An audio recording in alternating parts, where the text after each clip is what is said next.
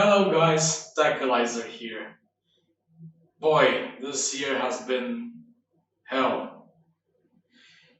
I just get a feeling that it never stops, doesn't it? Don't you feel the same? I don't even know where the hell everything even started from.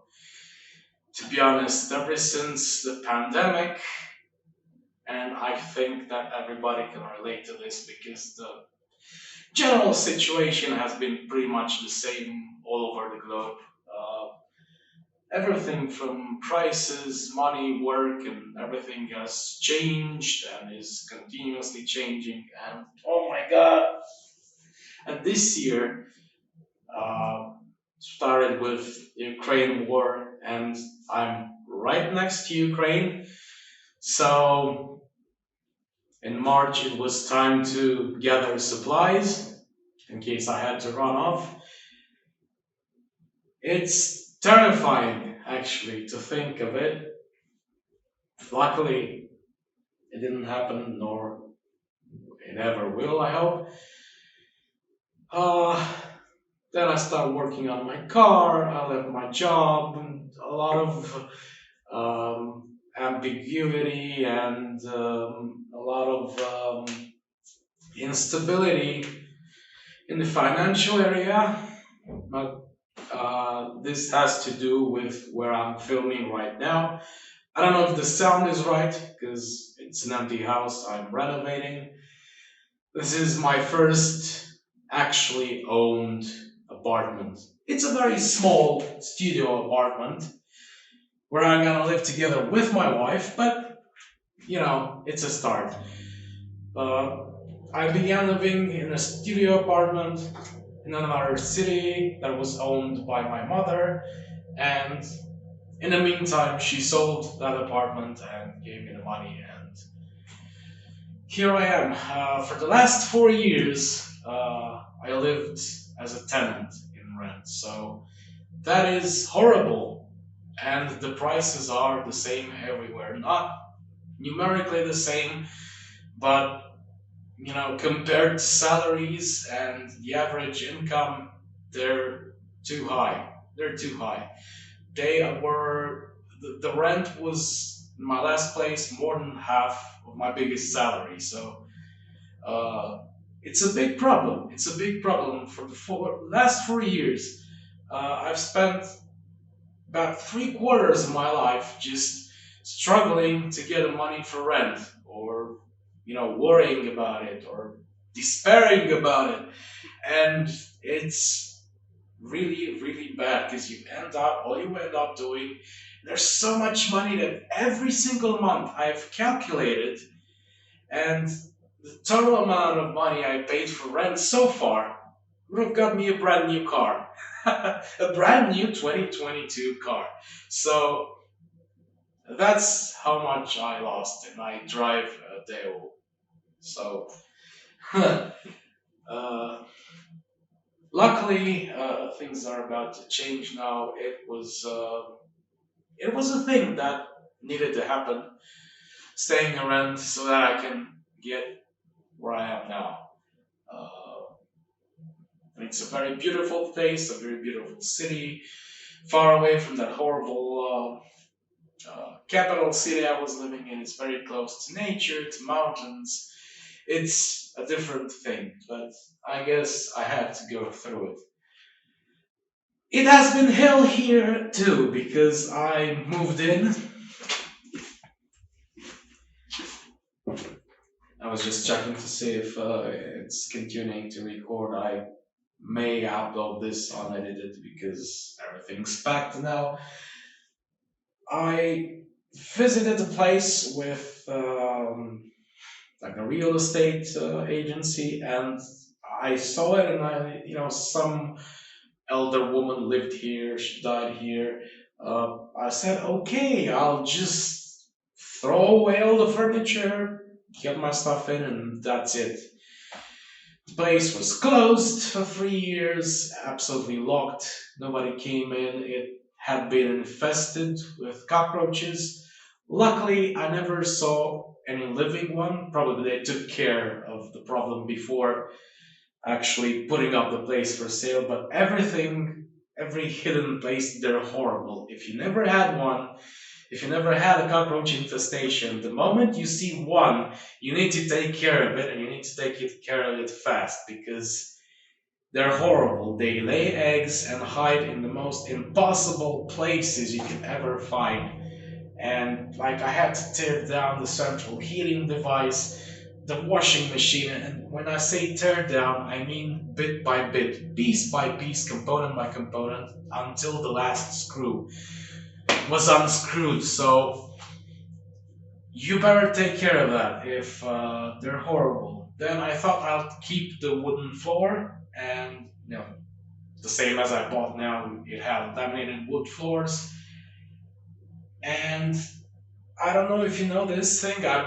I have asthma, and cockroaches emit a very strong, nasty odor that is also very bad for conditions like mine. I don't know how to describe it. It's kind of like something dry tree bark or something like that. There's a specific smell, and it's absolutely disgusting, and it triggers my asthma, so there's no way I can live with that. I noticed that I had to change the floors as well because obviously they're all under the floor. Even if they're dead, the smell remains because it's in their body. Uh, then I got the floor out. I saw that I have to pour leveling concrete because I had a difference of about 2 inches in 4 feet. I'm using imperial units even though I'm in Europe because, the audience, maybe, I don't know. About 4 or 5 centimeters in 1.5 meters, which is insane. If you put like a 2 meter high uh, wardrobe or something, it would actually fall over. It was impossible, so I had to pour leveling concrete. I'm not painting the walls, and it took so long. I had to repair the washing machine. I had to repair the central heating. It's a disaster, and the prices are absolutely insane. So there's for the amount of money I had, I know what you're saying. Why didn't you get a place? Why didn't you get a place where everything was okay? We were talking like for my brothers in the U.S. For this, let me walk you through. Like this is the bathroom. Everything's kind of nasty right now because I have to clean everything up, and it's a small bathroom, but it gets the job done. I mean, you can take a bath in a bathtub, wash yourself in the sink, take a dump without, any extra space. It would have been nice, to have the washing machine or something inside, but whatever. The entrance hallway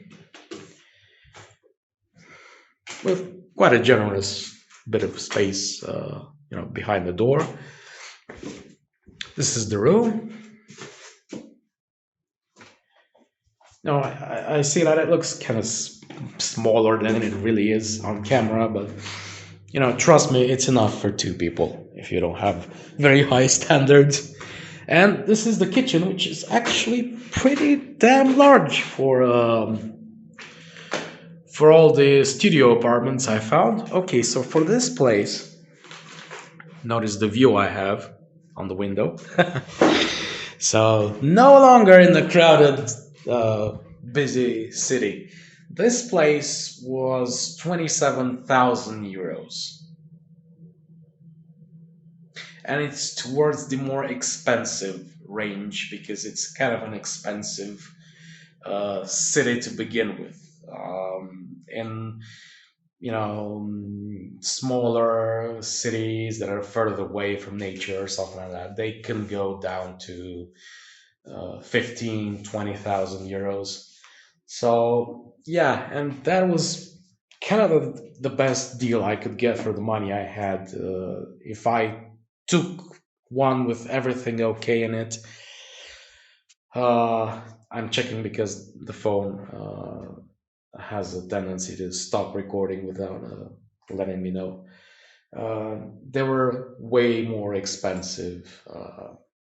Yeah, for everything right. And since I'm a technical person, I can repair and do pretty much anything. I said, what the hell, it'll take me some time, but I'll get everything fixed and painted and straightened out, and there you go. What I wanted to show you, and I'm getting to the subject of this video, I figured it's a very cool idea for someone who does this the first time. It doesn't focus really well, does it? So now I'm painting the walls. I don't know how it shows up on camera. My wife said it kind of looks like a gray. It's a kind of green. It's a greenish color. If you're doing this and then it starts off like nicely, like here, this uniform color, and then you start seeing this, don't panic. Just wait until the paint dries, and this goes for car painting as well, because I mean, unless you are spray painting it with there are some special pumps. I don't know, I never used one that you can spray with, and I guess even then it can happen. If you're doing it manually with a roller like this, you're not gonna have the exact same layer thickness all over the place. So in one place you're gonna apply a thicker layer, in the other place a less thicker area, and that means that the time it takes for the paint to dry will vary depending on every bit of those layers that you add, depending on how thick or thin it is. So if you see these lines coming up, I know I did this when I painted my car. It's at exactly the same time with car paint, with spray paint, with everything. It was also a lot colder outside. It was about 6 or 7 degrees Celsius, which is pretty cold for painting. It's usually recommended about 20 degrees C for the car. And I had these lines going up, and I think I emptied like something like 3 cans for a car door, because I kept thinking I'm doing something wrong and the paint's gonna be like this, and I was trying to make it right until it popped in my mind that it might be various areas of thickness in the paint, and I just have to let it dry. And I let it dry until the next day, and what do you know? The next day the door was all good, because to the left you can see a wall that has been painted pretty much the same way, but yesterday. So don't panic. This happens, it's pretty normal. You're just gonna have to wait until the paint dries, and then the color will be the same. You can see it here. In these areas, it's kind of almost completely dry, and it kind of starts looking the same as that wall there. So there you go. That's something to keep in mind when you paint, if you ever paint your walls by yourself. Alright guys, thank you for watching, and I guess I'll see you next time when I'm done with all this craziness here.